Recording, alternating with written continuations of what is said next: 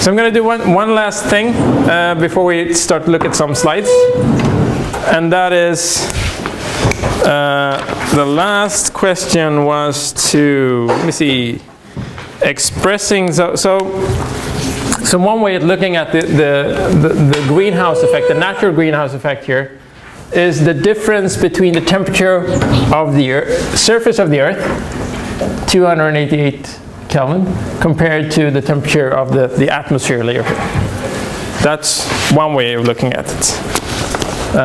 So because we have this atmosphere that absorbs the outgoing radiation, we can actually have a temperature, average temperature of Earth, that is higher than it would have been otherwise. Otherwise, it would have been minus 21 degrees or something like that. Another way to express it, which is kind of revealing, is to express it as the difference between the total electromagnetic radiation that leaves the surface of the Earth and that leaves the Earth at the top of the atmosphere. And I'll write this down, and we'll see why it's interesting.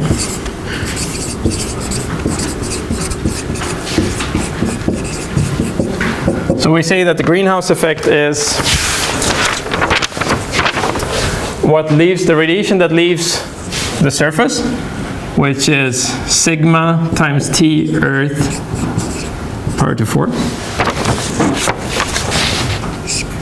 Difference between this and what actually leaves the Earth at the top of the atmosphere, which is what escapes directly out into space.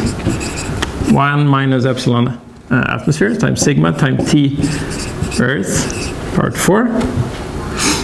So we'll do like this. Plus what is emitted from the atmosphere.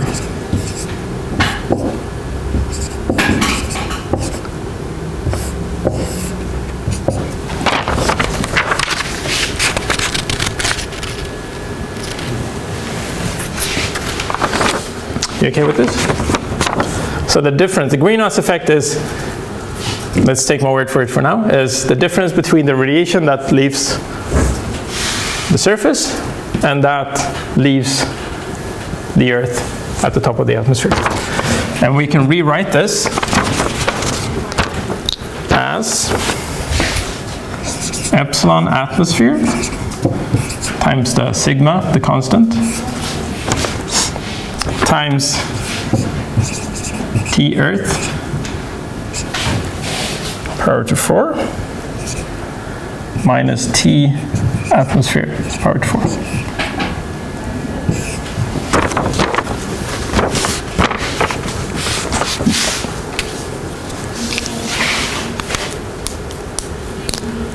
And why is this an interesting way to sort of measure the strength of the greenhouse effect? Well, it shows very clearly what the determinants of the greenhouse effect is here. The strength of the greenhouse effect, so the difference between the temperature of the surface and that of the atmosphere, in a sense, or Earth as seen from space, rather, is determined by the emissivity of the atmosphere, so the ability of the atmosphere to absorb the outgoing infrared radiation, and the temperature difference between the atmosphere and the Earth. So remember, one of the exam questions for the oral exam for this first week was, if there wasn't a temperature difference or a temperature gradient in the atmosphere, we would have no natural greenhouse effect. So this is what this says. If this is 0, then the greenhouse effect is 0. Because so if the temperature of the atmosphere would be the same as the temperature of the Earth, what would that temperature be? What would it need to be?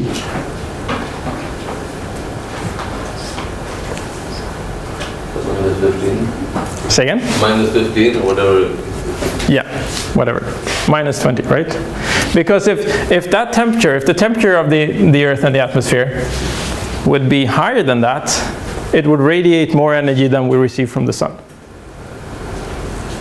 So if you have a uniform temperature here, the only temperature we can have is this minus 20 degrees, because that's the only temperature that is consistent with having an energy balance. So the only way we can have a temperature at the surface that is higher than that is if some of the energy that is radiated out then actually is absorbed in the atmosphere and re-radiated back. So that is the essence of the greenhouse effect.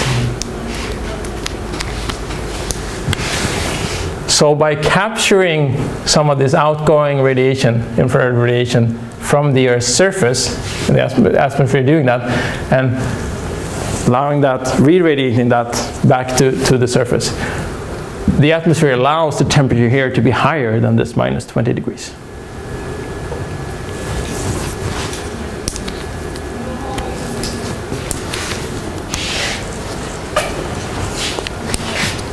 Does that make sense?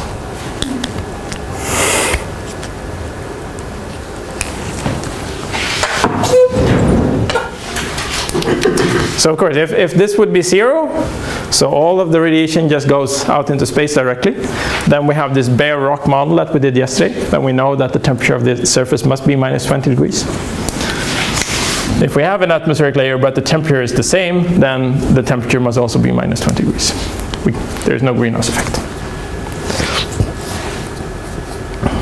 So we have like half an hour left. So I'm gonna leave this for now, if there are no immediate questions. And I'm gonna talk a bit about, okay, so why is there a temperature difference here? What are the physical mechanisms behind that? And then tomorrow we will spend some time talking about this. What is it that determines the emissivity of the atmosphere layer? How come we have an atmosphere where actually that is not just invisible to this infrared radiation, but actually absorbs a lot of this? What are the gases? What are the greenhouse gases in the atmosphere that absorbs this radiation? Okay? And we'll try to tie the pieces together.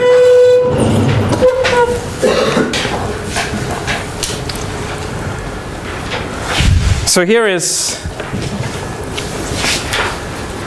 a more detailed picture of the radiative balance of the Earth. So you have, again, incoming solar radiation, 342 watts per square meter at the top of the atmosphere, and that is average over the Earth. And I haven't forgot your question, Thomas, but I didn't have time to think about it enough, so I'll come back to it tomorrow. Then about a third of that gets reflected out into space and does not warm the Earth. Some of it reflects it off clouds and aerosols and so on, and some of it is reflected from the surface. And the rest is absorbed in the surface and in the atmosphere. And then, so that is then the shortwave visible radiation, and then we have the infrared radiation here, the long wave radiation. And I'm going to try to stay in picture. So we have 350 watts or 390 watts per square meter of radiation leaving the surface here, which is governed by the temperature of the surface, the average temperature. Some of that, 40 watts per square meter, goes through what you sometimes call the atmospheric window, and we'll talk about this tomorrow. There's certain area in the spectrum where there are not many gases that absorb infrared radiation, so this is released directly into space. But most of it, the bulk of it, is absorbed in the atmosphere from greenhouse gases, clouds, and so on. Then back radiation, some is radiated back, and some is emitted out into the atmosphere. So the net 235 watts per square meter here in total outgoing radiation equals what is absorbed here in incoming solar radiation. So you have this energy balance again. So the greenhouse effect is sort of the difference between the 390 watts per square meters that is radiated at the surface and the 235 at the top of the atmosphere, leaving at the top of the atmosphere. And the reason that there's a difference here is because there is a temperature difference. So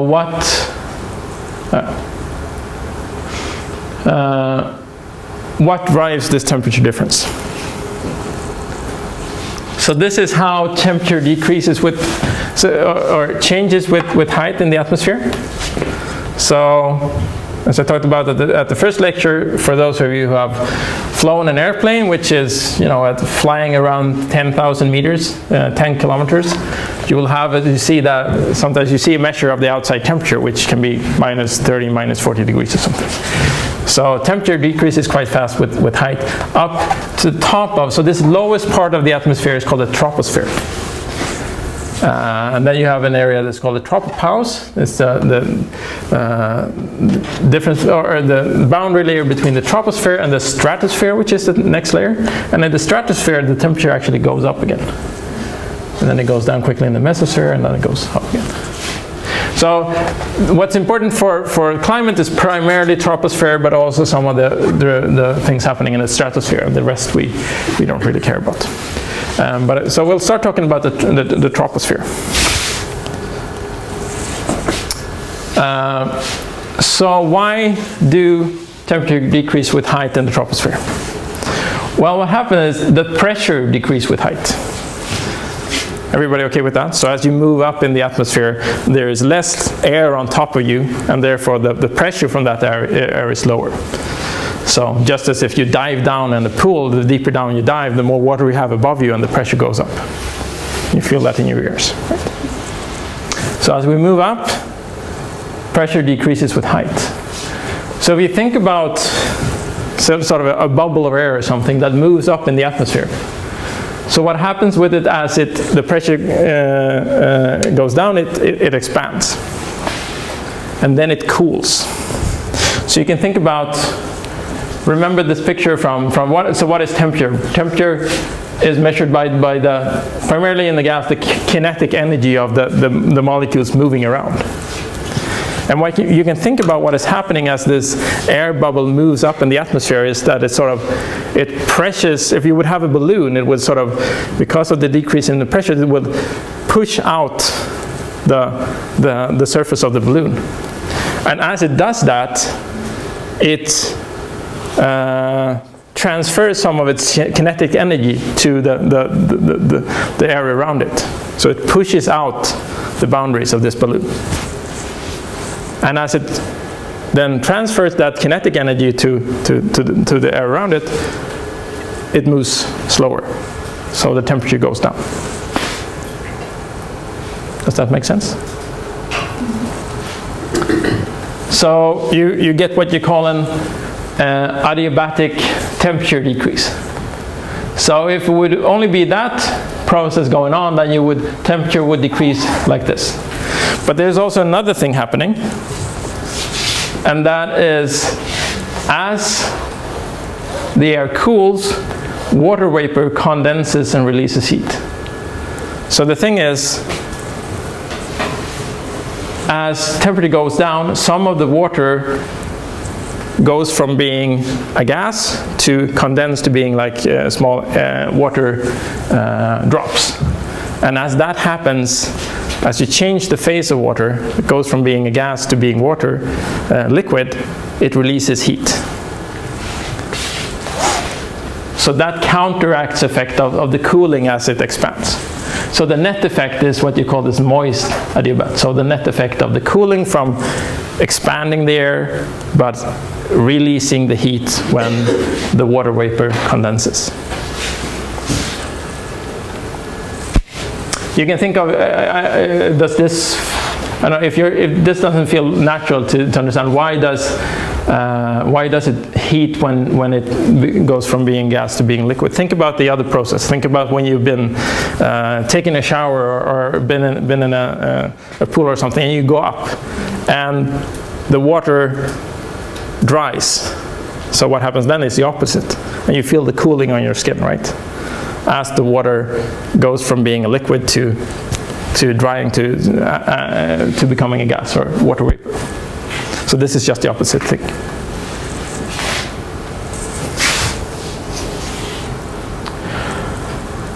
Okay, so this is what determines the drop in temperature as you move up in the atmosphere, right?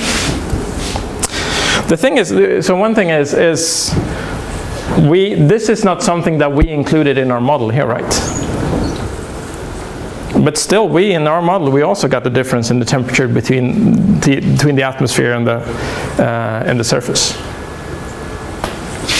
right? But we didn't. There were no equations in our model describing how temperature drops with pressure and so on. So there is another thing that also happens, and that you can call it. So what we got in our model was something you can call radiative equilibrium, and that has to do with the question I got during the break also about this sort of.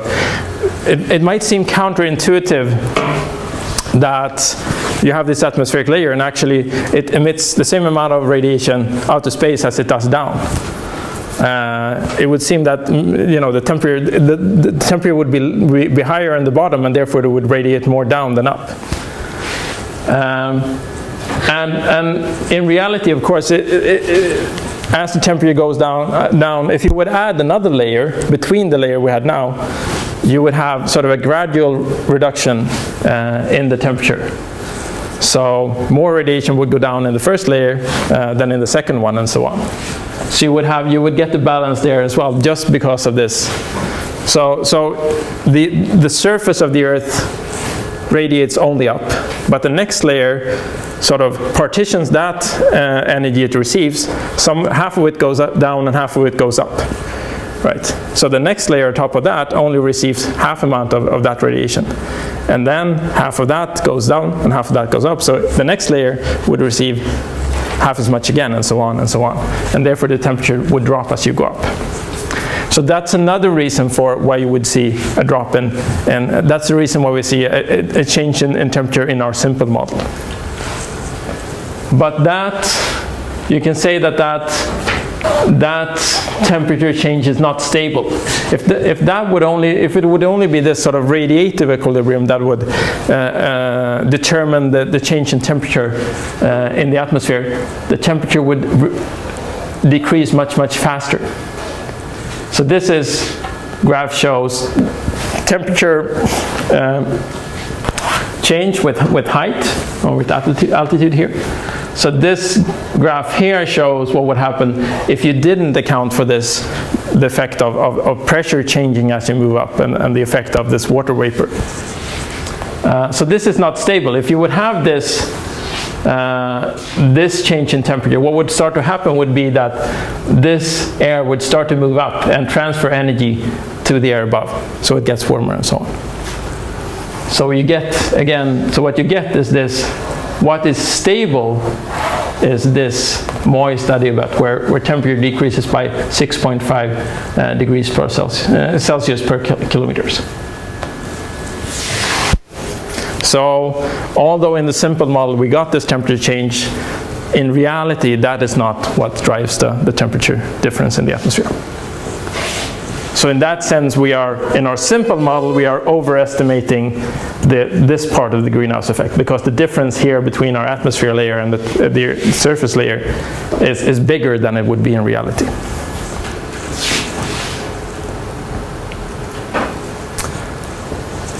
So this part here, the fact that you have so thermal energy, so air moving up and releasing energy as the pressure goes down, and as water vapor condenses here and releases energy. That's what's really determining the real change in temperature in the lapse rate of the atmosphere, as you say.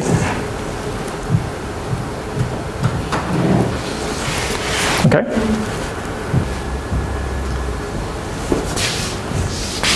Moving on to the stratosphere, all of a sudden the temperature starts to go up.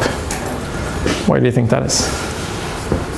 So it can't be the same process that governs the change in temperature in the stratosphere, right? Because all of a sudden it's in the other direction.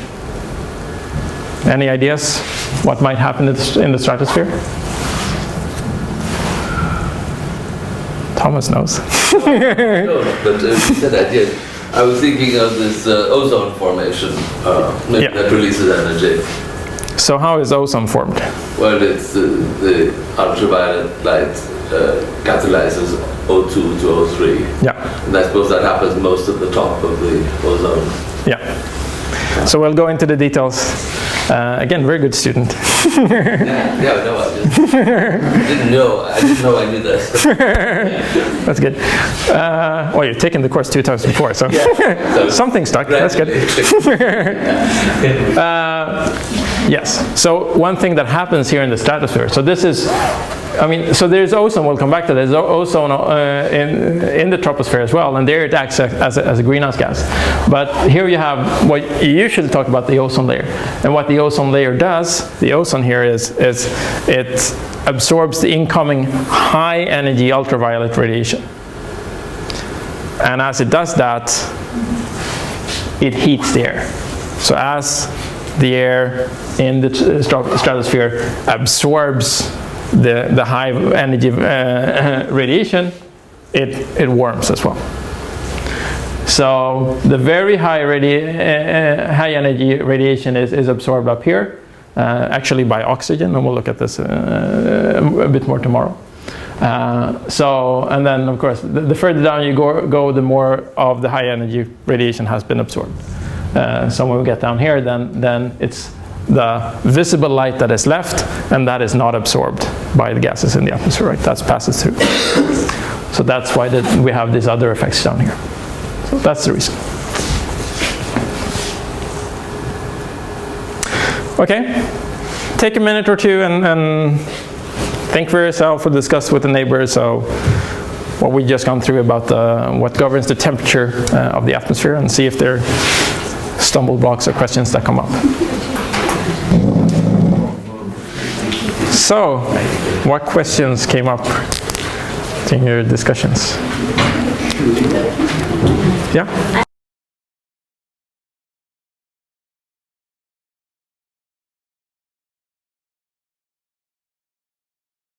That's a good question, and one I should know the answer to, but I don't. But I can, again, I can look it up. So I'll try to give you the answer tomorrow.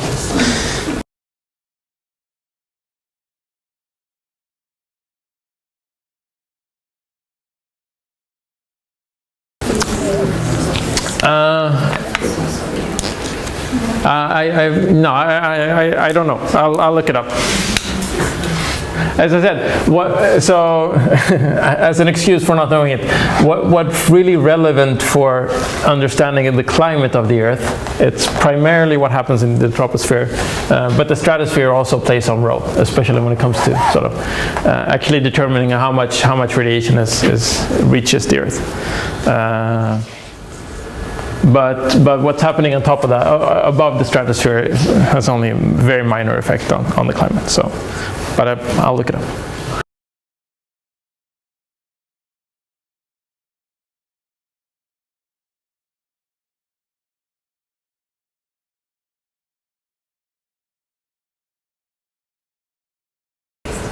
Yeah.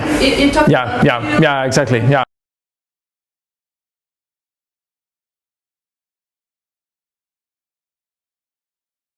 Yeah, you could say that. Though, I mean, this effect, the fact that you have water vapor condensing and releasing heat, doesn't happen if you don't have a drop in temperature.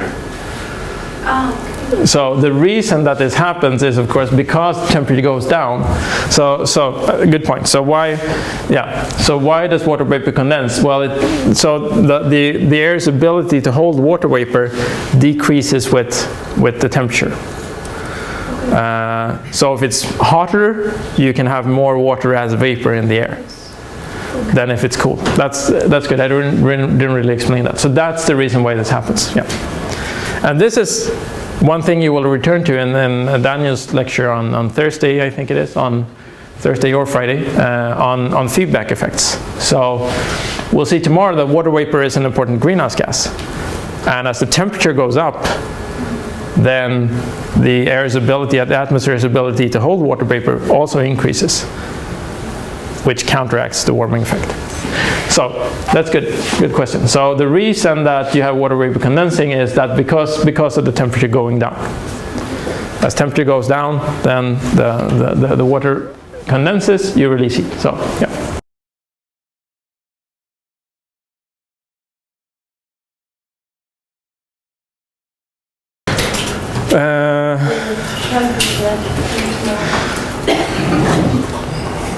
That has more to do with sort of,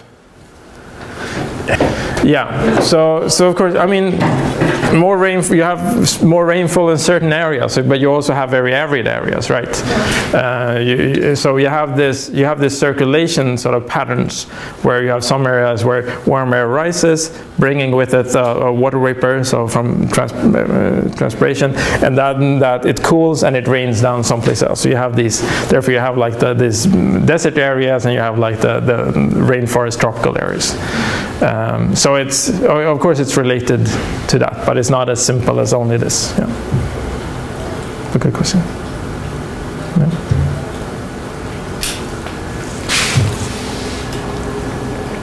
More questions? So, if there are no more questions, just to wrap up, what the important things to remember from today. Understanding that the main determinants of the greenhouse effect is the emissivity of the atmosphere, which we'll go into the more detail tomorrow, and the fact that you have a temperature gradient, what you call a lapse rate in the atmosphere. So as you move up the atmosphere, the temperature goes down. And the reason for this is these two effects.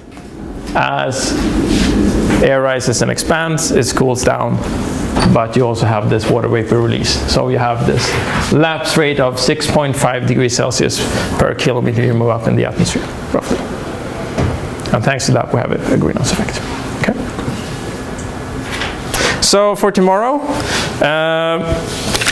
look at exercise 1.3, which is calculating something called radiative forcing, which we'll go through tomorrow, which is a measure of the energy imbalance created by changing this, for example, changing the emissivity of the atmosphere.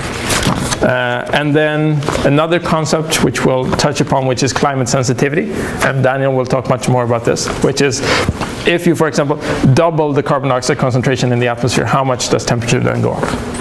So you can actually have a first stab at estimating these two things in this very simple model, but then we'll look more closely at this, the emissivity of the atmosphere and the determinants of that. So try to read that chapter in the Archie book as well and have a look at this. See you tomorrow afternoon.